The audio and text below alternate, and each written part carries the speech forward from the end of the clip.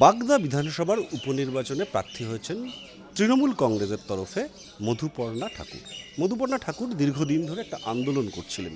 এই যে অনশন করা, এই যে এই ঘরে তালাবন্ধ অবস্থায় পড়ে থাকা, শান্তনু ঠাকুরের তালা দিয়ে দেওয়া, এই আন্দোলনটা কি কোথাও গিয়ে প্রার্থী হওয়ার ক্ষেত্রে এগিয়ে রেখেছিল?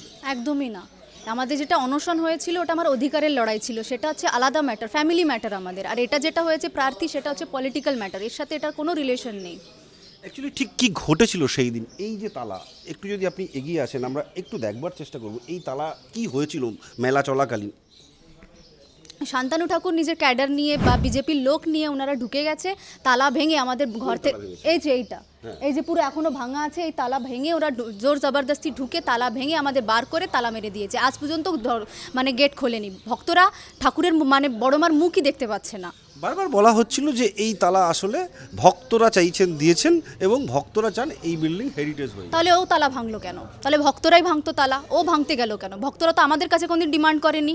এতদিন আমার ঠাকুমা মারা গেছে 2019 সালে, তারপর থেকে তো কোনোদিন ভক্তরা ডিমান্ড করেনি। হঠাৎ এখন কেন ডিমান্ড করলো? আর শান্তনু ঠাকুর করলো কেন? ওটা হচ্ছে বিজেপির, আর কোনো ভক্তরা তো না। ভক্ত যদি হতে পারে তাহলে এরা কোনোদিন তালা ভাঙতে পারে না আমাদের ঠাকুর বাড়ির।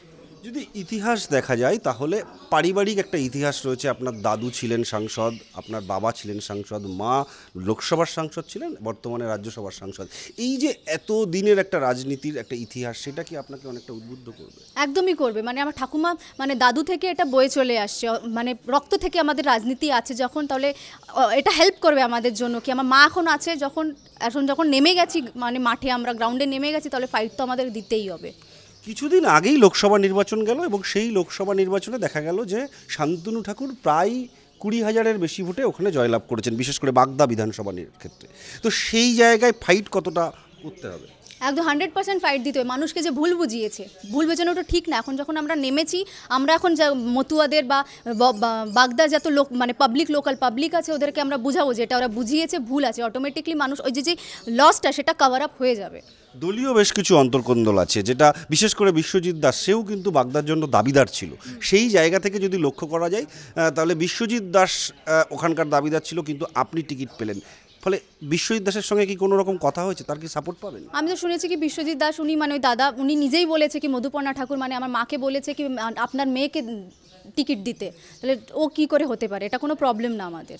এবং বাগদার ভেতরেও অনেক কিছু অন্তর্কন্দল আছে যেগুলো কারণে লোকসভা নির্বাচনে তৃণমূল কংগ্রেস অনেকটা পিছিয়ে ছিল। সেগুলো কিভাবে মেটাবেন? মানুষকে বুঝিয়ে মেটাতে হবে যেটা হয়েছে, কারণ কি ভুল বিজানো হয়েছে না। বিজেপিরা যেটা করছে সেটা ভুল করেছে, সেটাকে একদম করে মানে এই সিটটা জিতে আমরা আমাদের সিএম এর হাতে আমরা দিতে চাই আর কি। কি মনে হচ্ছে এই আজকে থেকে একটা অন্যরকম লড়াই শুরু হলো এবং সেই লড়াইয়ে আপনি জয়লাভ করবেন? আপনার কি মনে হয়? হ্যাঁ, লড়াই তো একদম আমার জন্য এটা একদম প্রথম লড়াই তো শুরু হয়েছে। যখন আমরা করেছি লড়াই, এখন আমার চিরকাল করে যেতে হবে। বিজেপির তরফে কিন্তু একটা সম্ভাব্য প্রার্থী তালিকা তৈরি হয়েছে এবং সেখানে দেখা যাচ্ছে আপনার বৌদি শান্তনু ঠাকুরের স্ত্রী সোমা ঠাকুরও কিন্তু প্রার্থী হতে পারেন, অথবা মঞ্জুল কৃষ্ণ ঠাকুর প্রার্থী হতে পারেন। সেক্ষেত্রে মতুয়া পরিবারের মধ্যেই কি আবার লড়াই হবে? না, সেটা হতে পারে না। সেটা হচ্ছে বিজেপি আর টিএমসির লড়াই যদি প্রার্থী হয়। যদি আমাদের ফ্যামিলি প্রবলেমস তো আলাদা, ওটার সাথে রাজনীতির কোনো লিঙ্ক নেই। বারে বারে বলছি, রাজনীতির কোনো লিঙ্ক নেই। মানুষের জন্য কি কাজ করবেন? মানুষের জন্য আমাদের মতুয়াদের জন্য উন্নয়ন করব। যেমন বাগদা পাবলিকের জন্য আমি উন্নয়ন করতে চাই। যদি সিটটা আমি জিতে আসতে পারি, ওনাদের আশীর্বাদে আমি যদি জিতে আসতে পারি, আমি মতুয়াদের উন্নয়ন করব। লাস্ট প্রশ্ন, জিতে এসে কি এই তালা খোলার আপ্রাণ প্রচেষ্টা থাকবে? একদম, চেষ্টা তো এখনও চালিয়ে যাচ্ছি। এখনও মানে যখন ভেঙেছে তারপর থেকে আমাদের চেষ্টা চালানোকে আমরা খুলে নিই এটা।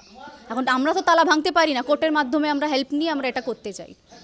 মধুপর্ণা ঠাকুর তৃণমূল কংগ্রেসের প্রার্থী। সে এই তালা খোলার ব্যাপারে অনশন শুরু করেছিল, সেই অনশন দীর্ঘদিন ধরে করে এবং পরবর্তীতে প্রার্থী হওয়ার পর তিনি এখন বলছেন যে তৃণমূল কংগ্রেস থেকে জিতে এসে বিধায়ক হয়ে তিনি আরও আপ্রাণ চেষ্টা করবেন যাতে এই তালা খোলা যায় এবং সাধারণ ভক্তদের জন্য যেমনটা মমতা বালা ঠাকুর দীর্ঘদিন ধরে বলে আসতেন এবং তিনি থাকতেন, যেভাবে তারা থাকতেন সেইভাবে যাতে তারা থাকতে পারেন, সেই দাবি রয়েছে।